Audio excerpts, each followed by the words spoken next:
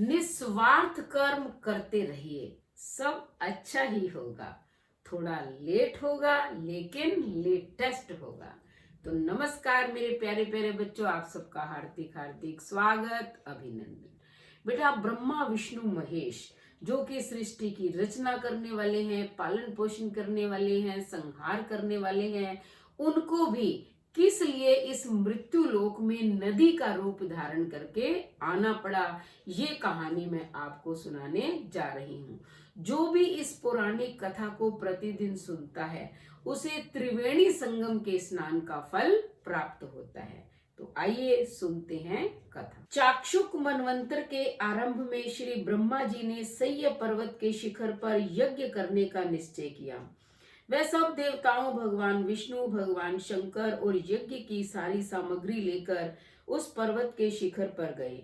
तब महर्षि भृगु आदि ऋषियों ने ब्रह्म मुहूर्त में उन्हें दीक्षा देने का विचार किया। इसके बाद उन्होंने श्री ब्रह्मा जी की पत्नी स्वरा को बुलवाया। वह बड़ी आहिस्ता आहिस्ता आ रही थी। इस बीच में श्री भृगु जी ने भगवान विष्णु से पूछा कि हे प्रभु, आपने स्वरा को शीघ्रता से बुलाया था, वह क्यों नहीं आई? यदि ब्रह्म मुहूर्त टल गया तो फिर दीक्षा का कार्य कैसे होगा? इस पर भगवान विष्णु ने कहा, यदि स्वरा यथा समय यहाँ पर न आई तो आप गायत्री को ही स्त्री मानकर दीक्षा विधान कर दीजिएगा। क्या गायत्री पुण्य कर्म में ब्रह्मा जी की स्त्री नहीं हो सकती? भगवान विष्णु ने भगवान शंकर की बात का समर्थन किया।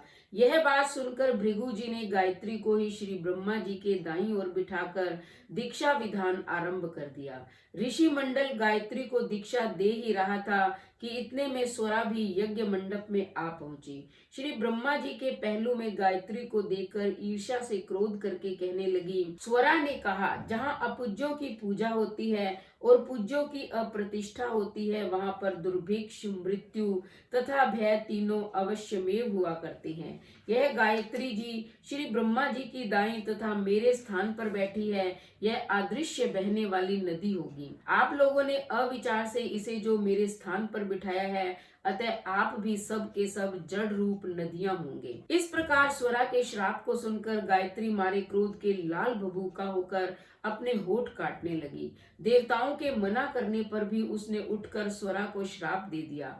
गायत्री ने कहा, ब्रह्मा जी जैसे तुम्हारे पति हैं वैसे ही मेरे भी पति हैं। तुमने व्यर्थ ही श्राप दिया है, अतः तुम भी नदी हो जाओ। तब तो देवताओं में खलबली सी मच गई। वह स्वरा को दंडवत प्रणाम करके कहने लगे, हे देवी, तुमने जो ब्रह्मा आदि सब देवताओं को शाप दिया है, इससे यदि हम सब जड़ रूप नदियां हो जाएंगे तो फिर निश्चय ही ये तीनों लोक नष्ट हो जाएंगे। क्योंकि यह शाप तुमने बिना विचारे दिया है, अतएव तुम इसको वापस ले लो।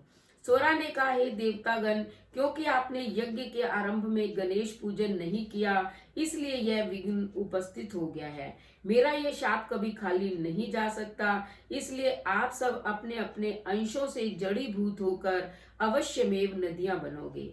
हम दोनों सोते भी अपने अपने अंशों से पश्चिम में बहने वाली नदियां बनेगी। स्वरा के ये वचन सुनकर सभी देवता, विष्णु, शंकर आदि अपने अपने अंशों से नदियां बन गए। भगवान विष्णु के अंश से कृष्णा, भगवान शंकर के अंश से वेणी तथा श्री ब्रह्मा जी के अंश से ककुदम वती नाम वाली नदियां उत्पन्न हो गई। सभी देवताओं ने अपने अंशों को जड़ बनाकर वही सह्य पर्वत पर फेंक दिया। फिर उन लोगों के अंश अलग अलग नदियों के रूप में बहने लगे।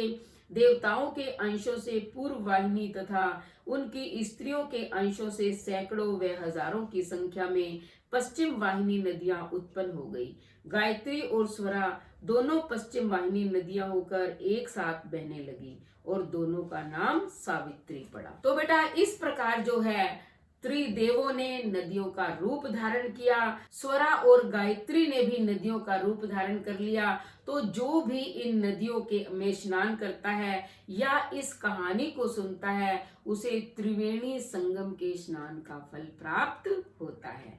तो कहानी सुनो और चैनल को सब्सक्राइब करें, लाइक और शेयर करें, कमेंट करें और बेल आइकन के बटन को दबाएं ताकि अगली कहानी का नोटिफिकेशन सबसे पहले आपको मिले। धन्यवाद।